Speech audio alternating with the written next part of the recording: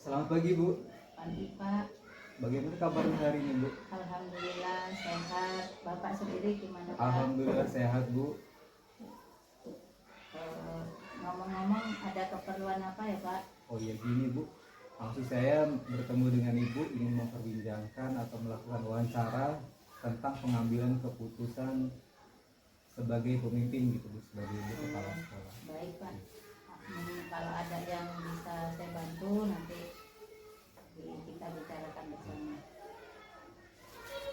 Pertanyaan pertama nih Bu, selama ini bagaimana Ibu mengidentifikasi kasus-kasus yang merupakan dilema etika atau rujukan moral?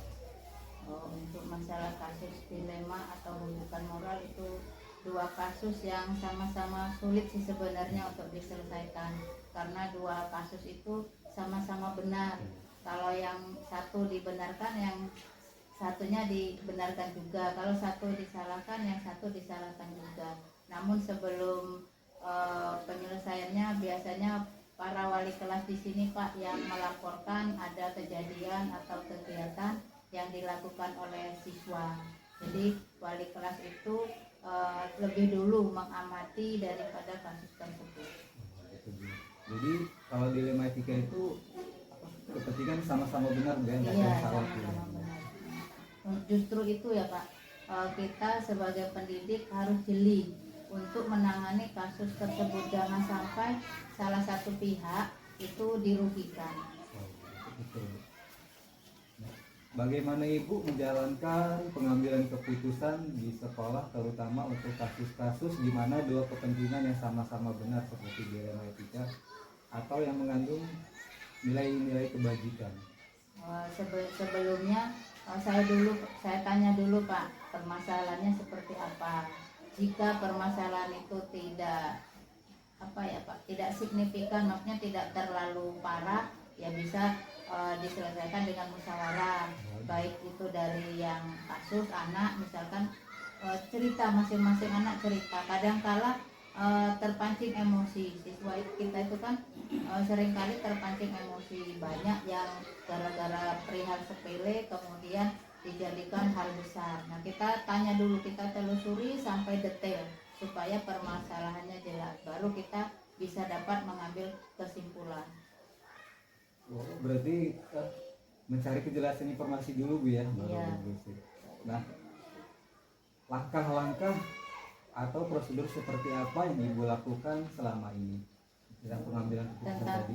Baik Pak, untuk langkah-langkah dalam pengambilan keputusan yang dilema etika plus benar tadi itu, yang pertama siswa saya tanya dulu dari kepercayaan atau agama. Kalau di sekolah kita di SD 1 Nibung ini kebetulan mayoritas atau 100% beragama Islam. Jadi untuk pengambilan keputusan saya menggunakan dari segi agama.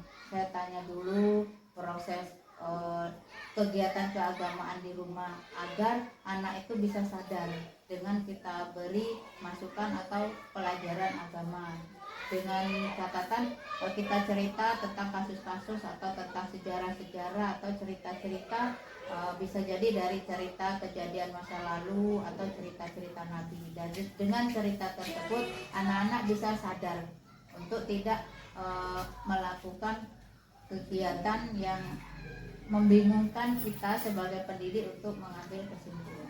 Dengan agama juga Bu ya. Pertanyaan selanjutnya nih Bu, hal-hal apa saja yang selama ini Ibu anggap efektif dalam pengambilan keputusan dalam kasus-kasus dilema etika? yang dianggap efektif Yang dalam dianggap efektif selama ini yang saya lakukan, yang pertama pemanggilan terhadap siswa, kemudian kita tanya duduk permasalahannya seperti apa, kemudian jika anaknya sudah selesai masalahnya kita panggil wali atau orang tua.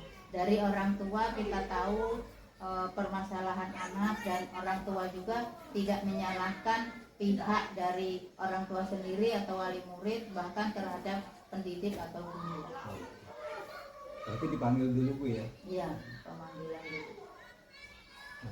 Dalam pengambilan keputusan itu hal-hal apa saja yang selama ini merupakan tantangan dalam pengambilan keputusan dan kasus-kasus dilema etika yang menjadi tantangan? Yang menjadi tantangan itu gini Pak, kadangkala karena siswa, kita lihat dari siswa terlebih dahulu, kadangkala siswa itu gini, dia merasa benar Pak, jadi payah untuk didamaikan dengan kejadian seperti itu. Setelah dengan cara agama tadi, agama kita selipkan di permasalahan ini, timbul nanti kesadaran dari anak. Setelah anak sadar mengakui bahwa tindakan mereka itu sama-sama benar dan tidak ada salah. Kemudian dari pihak guru, dari saya pribadi itu tidak menyalahkan anak, karena yang dihadapi anak kan benar, jadi benar semua. Jadi saya tetap yang ini anak ini A, kamu benar, yang B juga benar, akan tetapi biar lebih bagus lagi kita harus melakukan sesuai dengan keputusan yang kita ambil pada hari ini.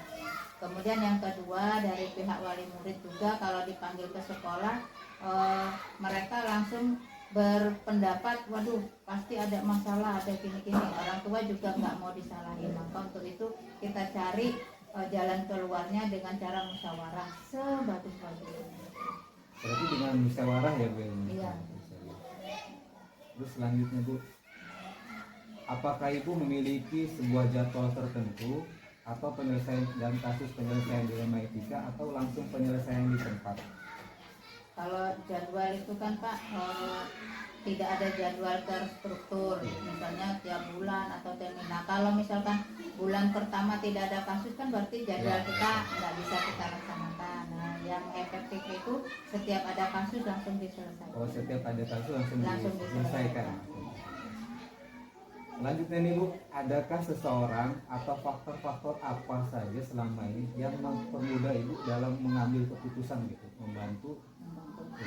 Baik Pak. Nah di sini kan guru-guru juga berperan penting dan berperan aktif dalam pengambilan keputusan, karena saya selaku kepala sekolah itu tidak setiap hari ada di tempat, ada waktu-waktu tertentu saya menghadiri rapat.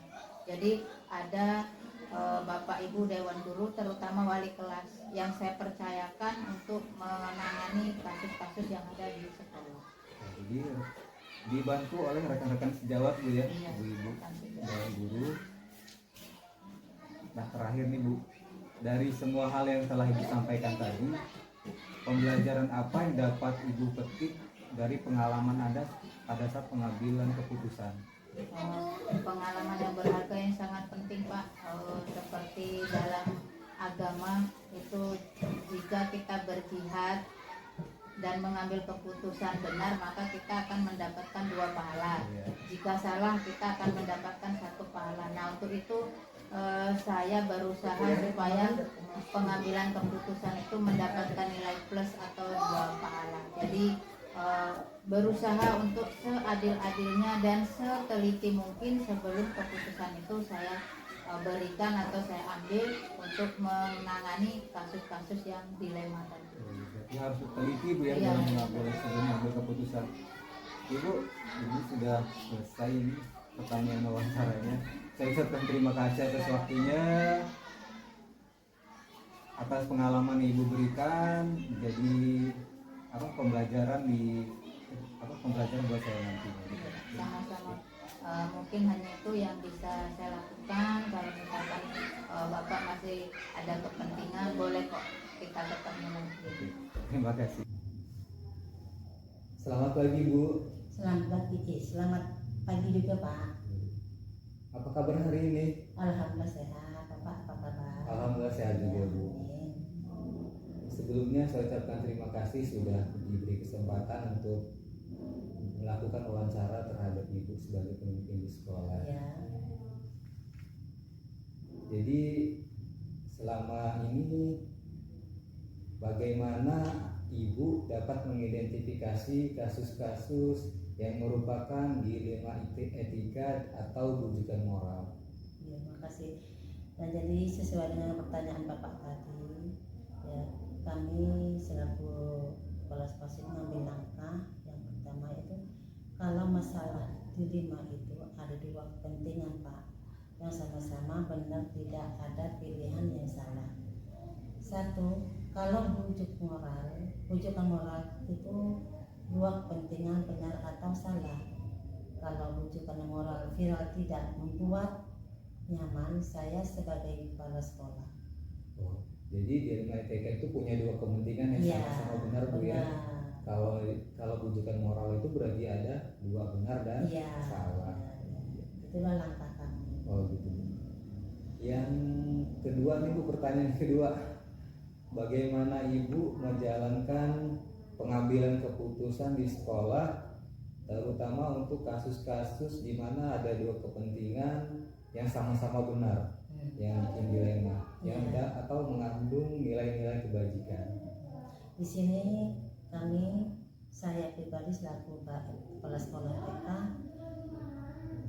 untuk mengatasi hal yang demikian kami mengumpulkan dewan guru dan juga untuk mengumpulkan wali murid. Kami bersama-sama mengambil langkah mana yang terbaik, itu yang kami pakai. Jadi untuk pengambilan keputusan itu melibatkan wali murid juga, Bu ya, Iya. mengambil kebijakan ya. Terus yang ketiga ini, langkah-langkah apa atau punya prosedur seperti apa yang biasa Ibu lakukan selama ini? Langkah-langkahnya kami dapat dewan guru dan juga untuk musyawarahkan apa yang untuk kepentingan di TK kami, Pak. Oh, jadi melakukan musyawarah Iya. ya, langkah-langkahnya dengan dewan guru.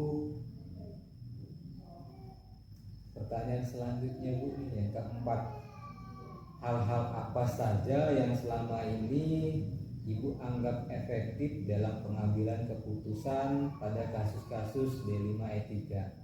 Sama Pak, halnya ya, kami untuk mengambil langkah bermusyawarah dengan dewan guru dan langsung untuk bermusyawarah juga dengan wali murid mana keputusan kami bersama, itu yang dapat kami terapkan di TK kami. Jadi dalam pengambilan keputusan itu melakukan musyawarah dengan wali murid dan guru juga Bu ya, Iya. untuk mengambil kebijakannya. Nah, selanjutnya ini ketika pengambilan keputusan pastinya ada tantangannya Bu ya. Nah, apa saja yang menjadi tantangan Ibu sebagai pemimpin dalam mengambil keputusan?